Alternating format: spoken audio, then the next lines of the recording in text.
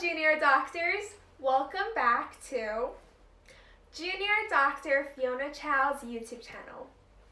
In this series, we are going to talk about coronavirus and everything that we could use to protect ourselves, all the knowledge that we could use to protect ourselves, as well as the basic knowledges of coronavirus itself. So in this video, we are going to talk about coronavirus and food, laundry. So why is it important? Because when you come back home at the end of the day, laundry, the clothes on you, might be potentially contaminated by coronavirus. And your food, we would get to see and find out whether if it could potentially be contaminated. So let's start with laundry. When we come home and we do our laundry during coronavirus, this period, then remember to, first of all, use the warmest water setting.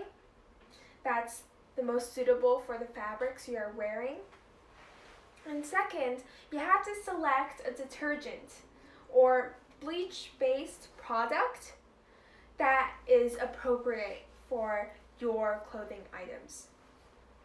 And third, remember to place the fabrics into the dryer right after you do your laundry. And use high heat and make sure all the items are dry after it is done. And when you are doing your laundry, especially during coronavirus, remember to wear gloves when handling all the fabrics that might be potentially contaminated by coronavirus during your outing. And you have to always wash your hands after handling all of these things, because washing your hands is the most important and easy way of getting rid of coronavirus.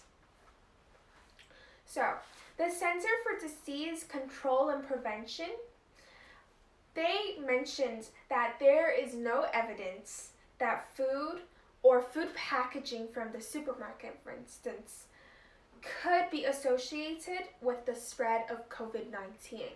So, for now, there is no evidence for that.